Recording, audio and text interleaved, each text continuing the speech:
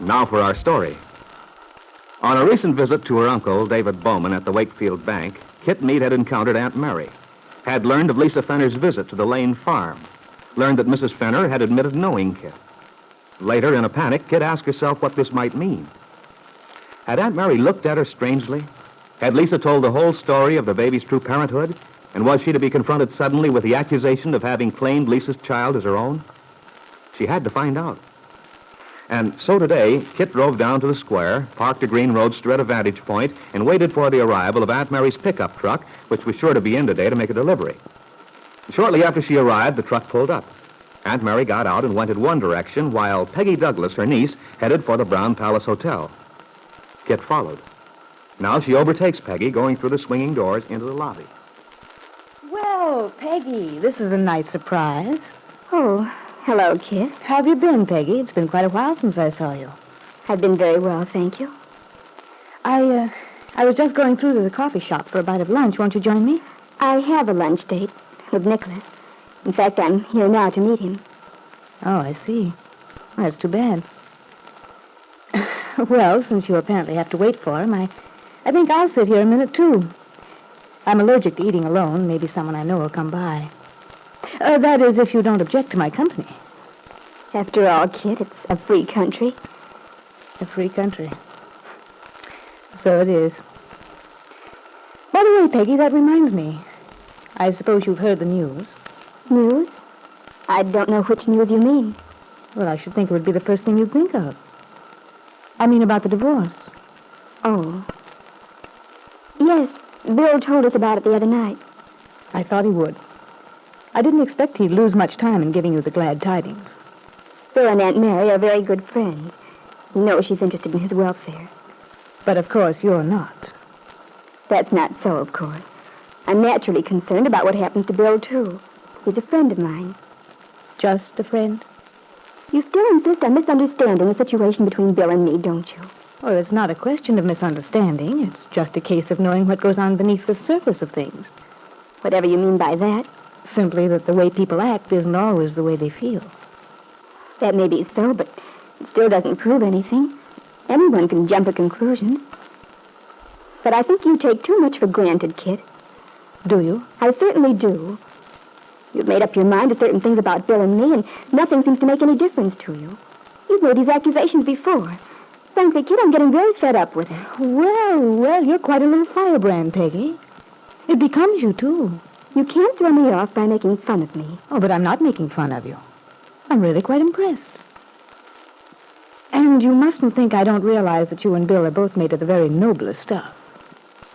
I'm sure you imagine your feelings toward each other are entirely honorable. In fact, you've probably convinced yourselves that you're just good pals. Now, that's all very fine. But you see, you haven't convinced me. I think you're still crazy about him. Why do you insist on going around insulting people, making insinuations? You consider it an insult for me to believe you're still in love with Bill? Yes, I do, under the circumstances. Besides, you know very well if you and Bill had been happily married, he wouldn't have needed to come to Aunt Mary or to me for understanding. It's not my fault your marriage wasn't satisfactory. I'm not so sure about that. There's such a thing as being haunted by the ghost of the past. And you make quite an active little ghost, Peggy. You were with us all the time. That isn't my fault, even if it's true. I've got my own life to live, and I'm living it. Nicholas and I... Yes? What about Nicholas and you? You know, it's odd you haven't been married by this time. I understood the wedding was all set. And then something happened, didn't it? Somebody changed his mind. There's no reason why I should sit here and let you analyze what I do or don't do, Kitt. All right, Peggy. I'll be generous. Let's analyze what I've done. I made the mistake of marrying Bill. I'm perfectly willing to admit I made a mistake. It took you an awfully long time to realize it seems to me. There were reasons why I hesitated to admit defeat. For one thing, the baby. I felt we owed it to the child to try and make a go of it. That sounds strange coming from you, Kitt. What do you mean by that? What's strange about it? Quite. Just that I've never pictured you as the maternal type. And from everything I've heard... Whatever you heard was gossip. This town. Every time you turn around... But I suppose it's only natural. People haven't anything better to do than talk about each other. Well, kid, if you don't like being gossiped about, you're probably going to be pretty uncomfortable in the next few months. What makes you think I'll be uncomfortable? I've nothing on my conscience. I didn't say you had. All I meant was that in every divorce, naturally... Oh, the divorce again. That's what we were talking about, wasn't it? Yes, yes, of course.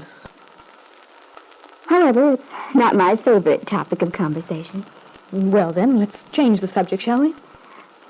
Look, Kitt, please don't sit here on my account. Nicholas will be down any minute, and... Oh, that's considerate of you, Peggy, but I happen to feel like making small talk. So, unless you want to get up and walk away, I'm afraid you're trapped. Very well. Though it's hard to think of any interest we could have in common. Oh, I don't know. Let me think. Oh, how about this house guest Aunt Mary mentioned? Some girl who's been visiting you. Oh, you mean Lisa Fenner? Yes. An out-of-town visitor always makes exciting conversation. Did Aunt Mary tell you about Lisa? She mentioned her. Said she'd been staying with you. Oh. I was interested. The name sounded so familiar. And then I remembered that I'd met her once. Some time ago. I see. Well, you probably know as much about her as we do, then. She didn't talk about herself very much. Well, that's too bad. I imagine she'd had quite an interesting life. I guess she has had, being a dancer. However, she seemed to be quite unhappy about something. Well, what a shame. It's odd she didn't confide in you, or Aunt Mary. Well, Kitt, maybe I'm an exception to your rule about small-town gossips. But I don't believe in pressing people to talk about themselves unless they want to. Well, that's very sensitive of you, Peggy. But Aunt Mary's the very person most people would choose to tell their troubles to. Yes, that's true. Aunt Mary is that kind of a person.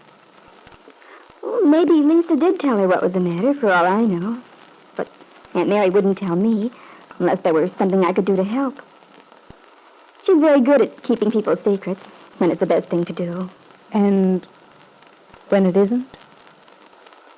Naturally, if Aunt Mary knew something that it would be better to tell, something that would solve everybody's problems, she'd do something about it. Yes. Yes, I'm sure she would. Anyway, I don't know where all this is leading us. Perhaps I'm only interested because it's nice to know other people have troubles, too. Maybe it's the old misery likes company routine. You don't look very miserable to me, Kitt. Somehow I've an idea you'll manage to take care of yourself very nicely. You think so? Well, Peggy, I only hope you're right. Oh, isn't that Mr. Dorn coming out of the elevator? Oh, yes, it is. Well, I think I'll run along. Nicholas Dorn and I can manage to worry along very well without each other. And thanks for a very charming and very interesting conversation. Kitt hurried through the lobby and out to the street. She wanted to think back over her conversation with Peggy and decide just what it had revealed. It had brought Kitt some relief because Peggy Douglas wasn't capable of hiding her feelings completely. If she'd known anything about the baby, if Lisa had told her the truth, it would surely have been apparent in what Peggy said. But Kitt would not have felt so easy if she'd known where Lisa Fenner was now, in Chicago, working with Aunt Mary's good friend, Dell Shipley. Dell, who had promised Aunt Mary to keep track of this unhappy young woman, try to learn what's troubling her.